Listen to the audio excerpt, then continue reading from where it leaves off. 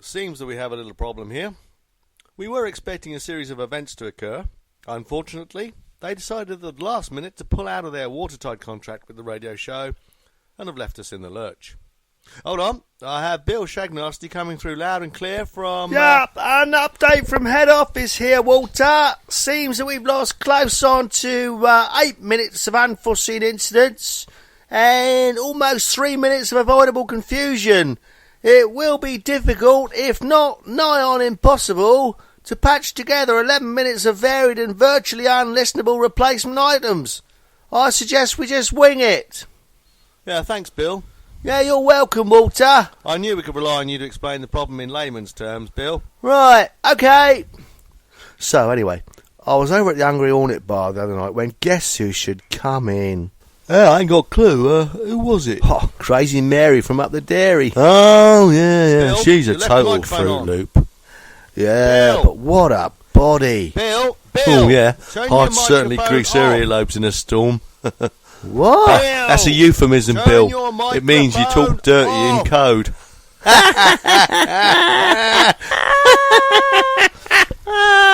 Bill! And now we have a little musical interlude brought to us by the world-famous... Jane Goldsack. That's me! Again! Oh, at this rate we might as well just have a Jane Goldsack radio show spin-off.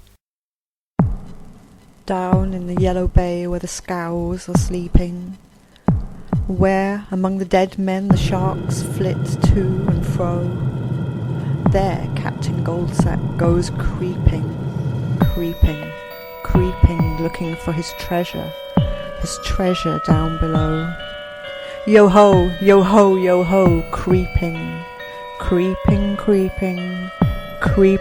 down below.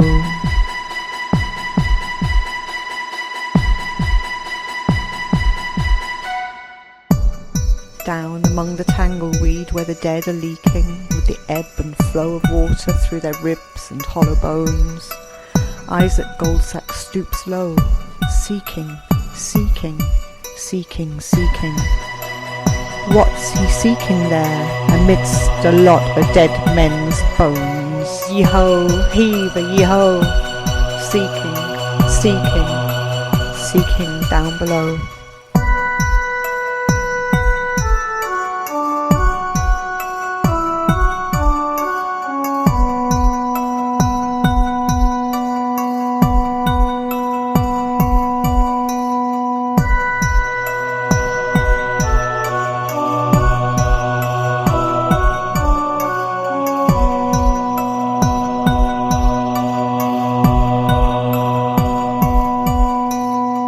What's your name?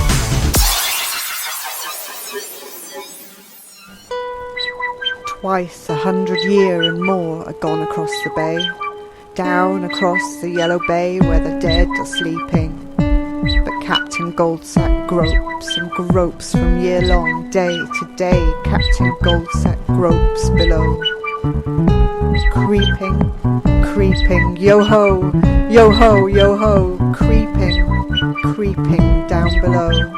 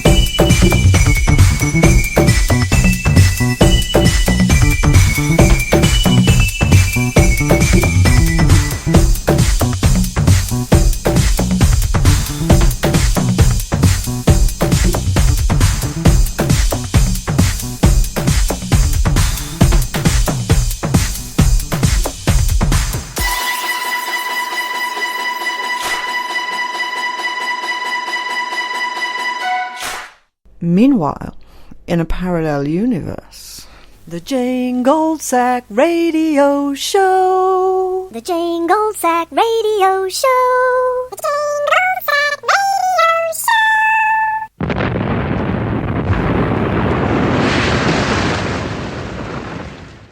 We do hope that you are sitting comfortably, relaxed and calm. Because now, ladies and gentlemen, it is time for Poetry Corner! This is a poem from the point of view of Yoda, if he wrote a blog. Like a Jawa used it as a toilet, my mouth tastes this morning. Ached my head did, not now. Paracetamol, not Jedi mind trick.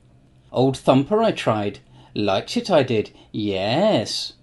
Karaoke night at the Star and Falcon it was, More than this, much more, my way, I did it, I sang. Get off, frog face, lads shouted.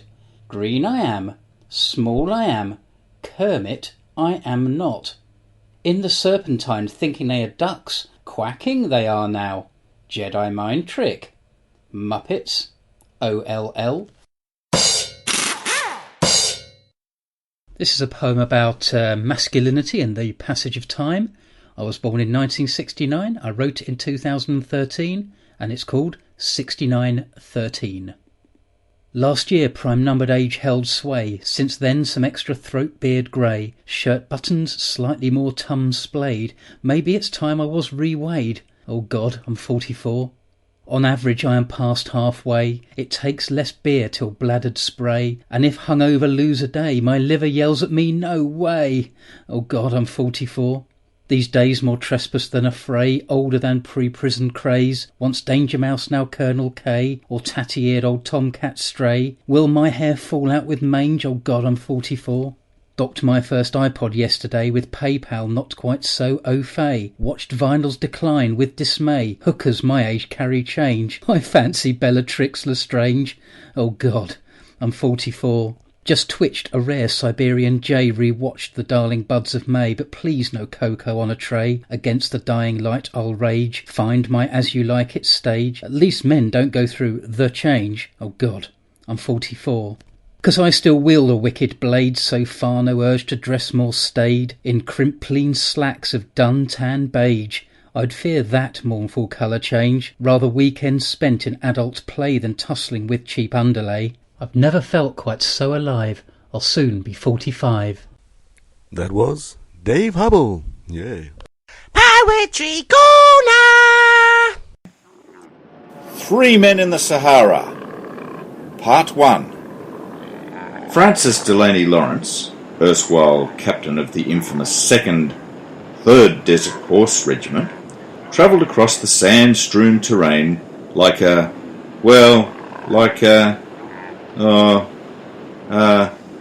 jelly sliding off a plate. Sorry, I'm not very good with similes and metaphors or whatever they are. His men called him Florence of Arabia, which was slightly less impressive than not being very impressive at all. But F. Lawrence had a secret, which shall remain a secret for a little while longer. You have to build up a bit of tension once in a while. Little did F. Lawrence really know about the reality, but he was about to meet with a trio of men, of whom tales had been told and legends created, all of which were wildly wrong and largely inaccurate. But we all love a good tale, don't we? So without further ado, we bring you the tale of One Man in the Sahara. Ooh, do I get to sing here? Not yet, Smithy. Florence has his own song of the desert. Sorry, desert. I keep getting those two muddled up. Do you think it's because of that time I was hit on the head with a wombat? Or when I fell off that emu? Or when I was arm wrestling with that Joey and fell off the table? Or maybe it was when I was in that eucalyptus leaf eating competition over in Woolloomooloo. Or maybe when those prawns attacked me that time over at the Fairweather place. One man in the Sahara.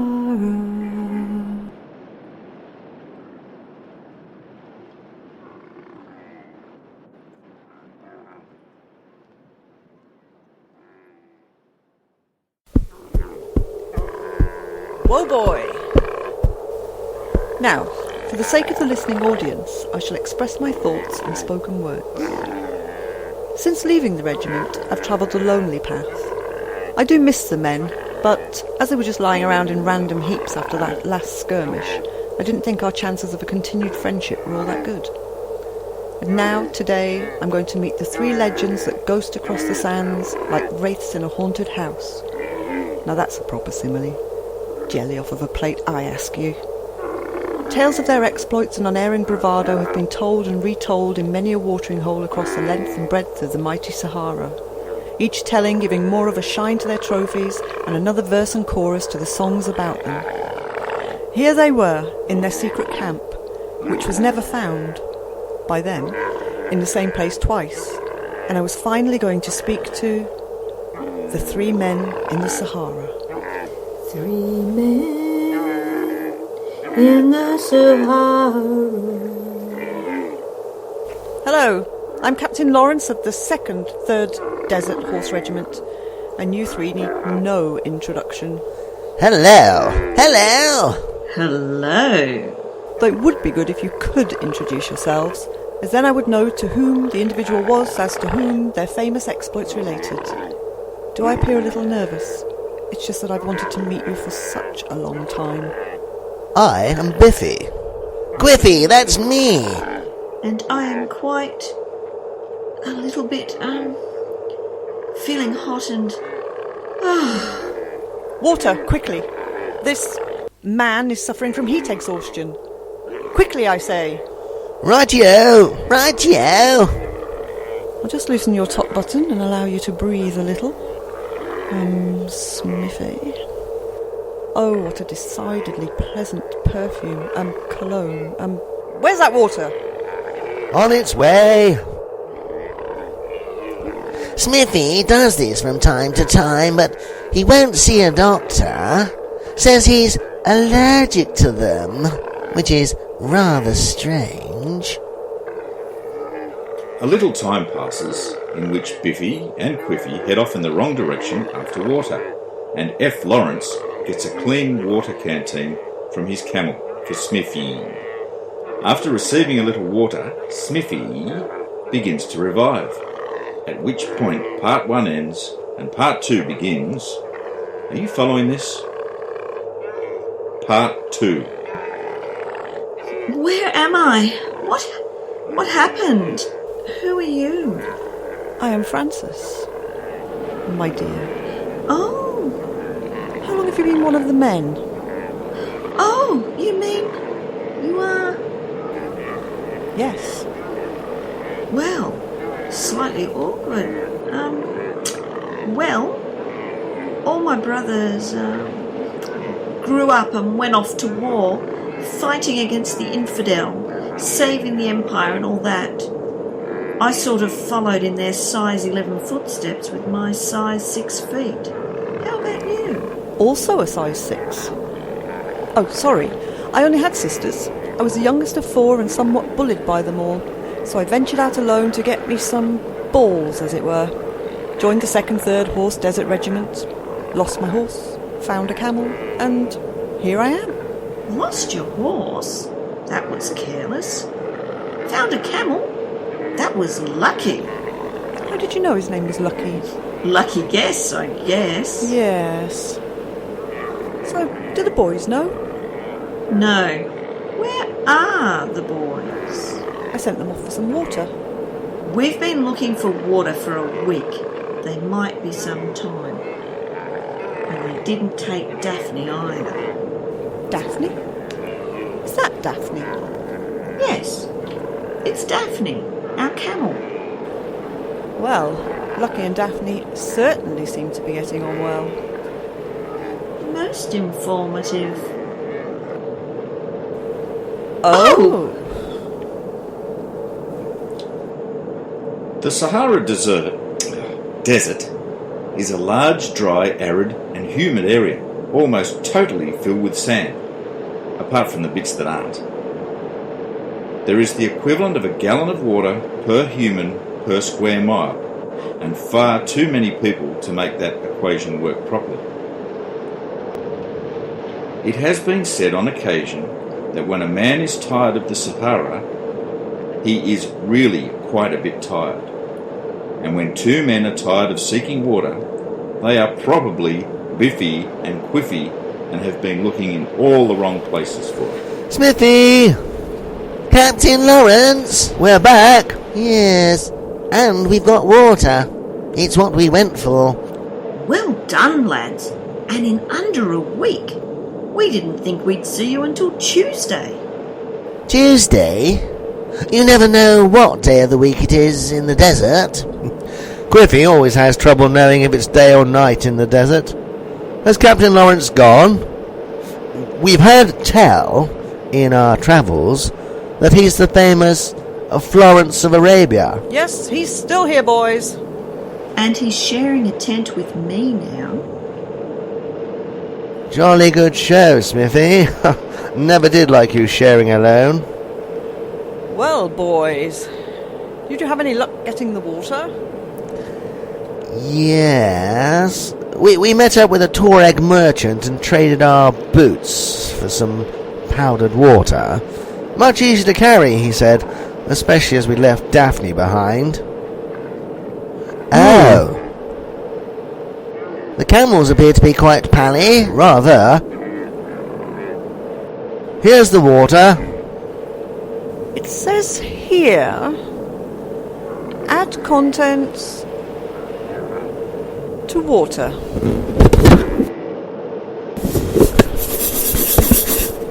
It's sand, boys. He assured us. Oh.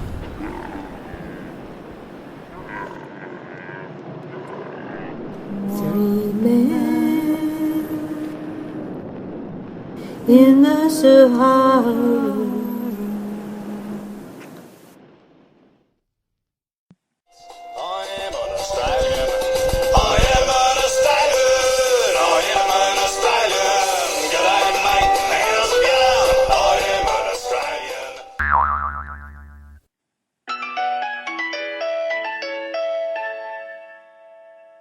Hello? Where are you? You're supposed to be at the meeting. I'm still in the motel room. In the motel room? Why? What are you doing there? Well, I can't get out. You can't get out? No. Why not? Well, there's only 3 doors here. Yeah? One's the bathroom, Uh-huh. one's the closet, Yeah? and the other one says do not disturb. Oh. I am an Australian. I am an Australian. I am an Australian. G'day, mate. How's it going? I am an Australian. Hey, Katrina. Yeah? We've received another application for that job. Yeah, have they got any references or anything? Yeah, there's a reference in here from his last employer. Do you want me to read it to you? Yeah, that'd be great, thanks. Okay. Norbert Splatt has been working here for the last 3 years. He sets low personal standards and consistently fails to achieve them. He has the wisdom of youth and the energy of old age, works well when under constant supervision or cornered like a rat in a trap, and this man is depriving a village somewhere of an idiot. Do you think we should hire him? What do you reckon? Huh. I am an Australian. I am an Australian. I am an Australian. G'day, mate. How's it going? I am an Australian. Ever since I was young, quite carefree, a songwriter's what I wanted to be. But I'd hit the same snag every time. I could never find the crucial rhyme. But now those days are far behind. You'll find my couplets so well designed, since my true love has given me a rhyming dictionary. In my rhyming dictionary, the options are extraordinary. You don't have to be literary to use it. It seems so elementary when you use this fine inventory. You'd have to be quite contrary to refuse it. My search for similarity proceeds with such alacrity that sonic mediocrity is vanquished with velocity. And all those hours I used to dread, racking brain and scratching head, can now be spent on something else instead.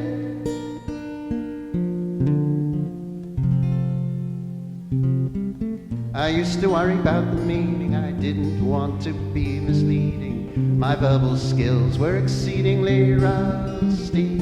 My love said it is quite acceptable to use words that are indigestible. They'll just think you're intellectual, trust me. So now I focus on the sound, and everyone thinks I'm profound. My words, when they are scattered round, maze, astonish and astound. When lines can end so pleasantly, no longer any need for me to fill time playing instrumentally.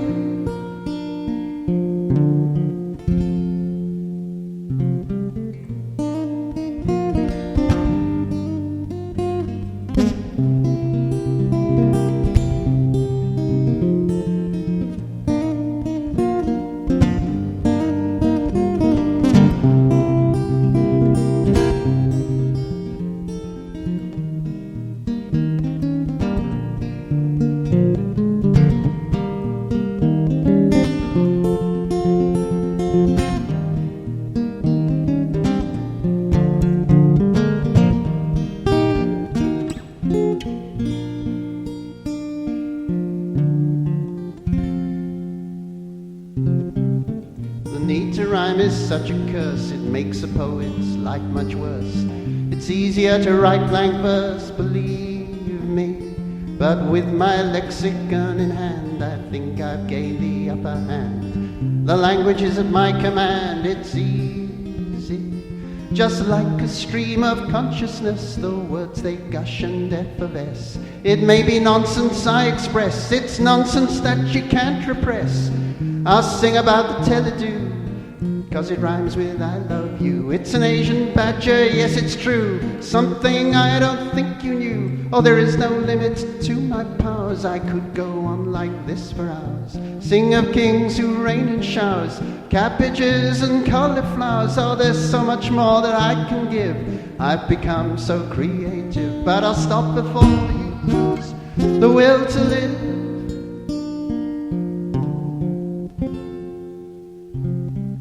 In my rhyming dictionary, the options are extraordinary.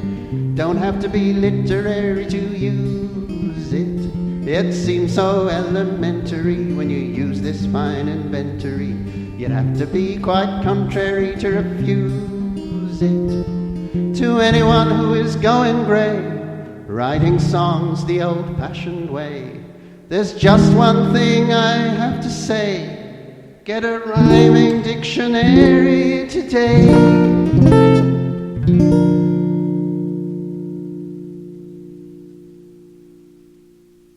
And that was Rhyming Dictionary by Jonathan Klein. Drinking a lot of wine, but still sounding fine. We recently caught up with our sound effects expert, Clare Selina Farmer, for a question and answer session. Unfortunately, as we're a little pushed for time, here are her answers. It's funny you should ask that, because I'm actually completely colourblind. Oh, it's really funny because I have two pet gerbils called Jackson and Pollock. I dip them into paint and just let them run around on the canvas. It's such fun. Oh, really? Don't be silly. Everybody knows Napoleon didn't have armies. He's a dog, for goodness sake. Oh, I'd really rather not talk about daddies. I think the question really should be, who is Wally? Don't you? Oh, that's obvious. It's Lady Gaga, of course.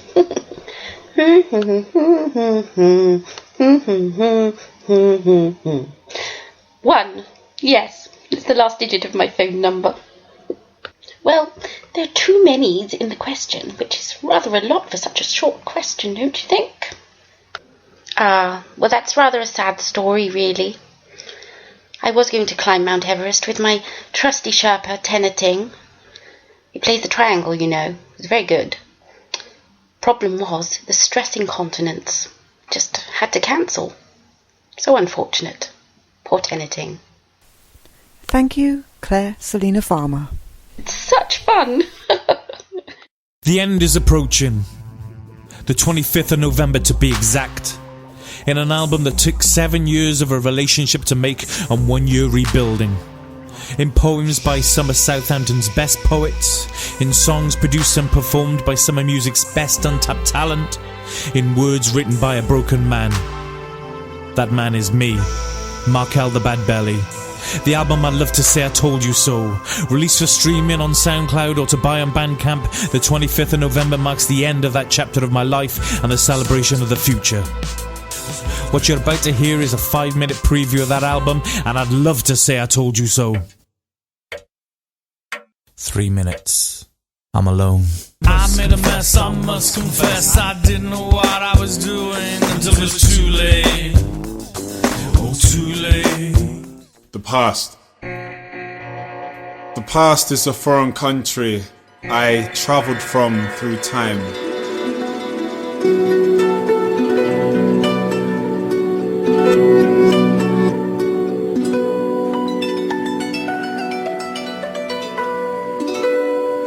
Everything's looking up from where I'm standing. Everyone watch, no one cushion my landed it. Cushion my landed it. Cushion my landed it.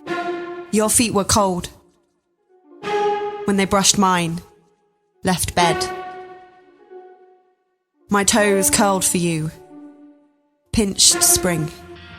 Don't you tell me to smile. Why stick around if it ain't worth your while? My highs and lows are versatile. I'll take you on the highest high.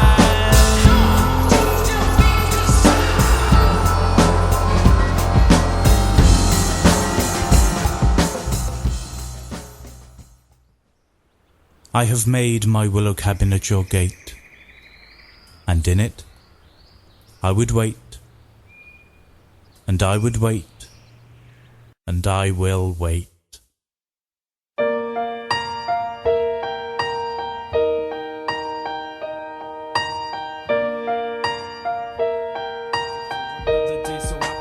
flowers bloom.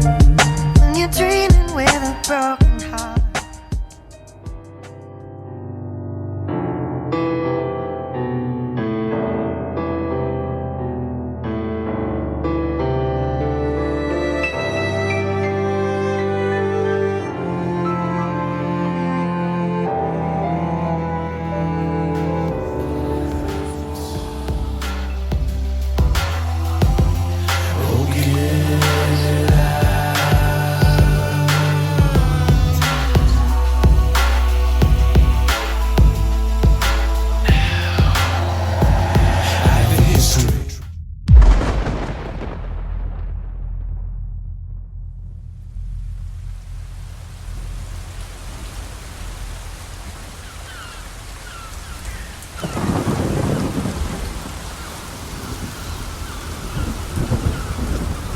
Docks.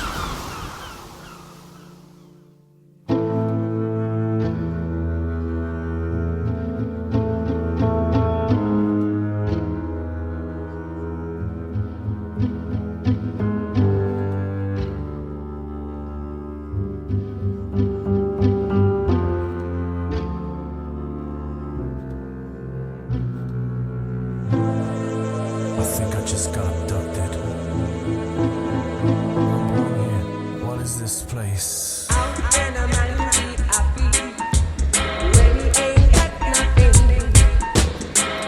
man be happy when all he's experienced is pain? 10 years of love, 9 years of hate, 5 years of love, 2 years of shame.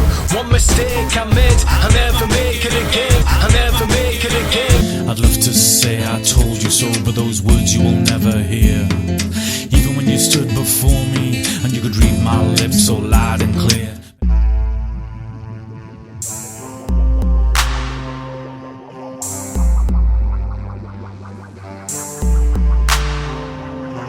Now go, get out my life.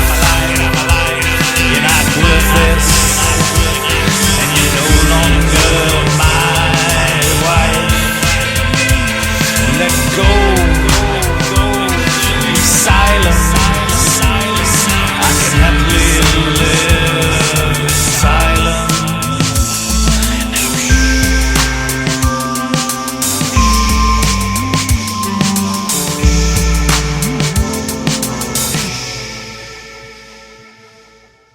It's just us talking about sparkles and jazz hands.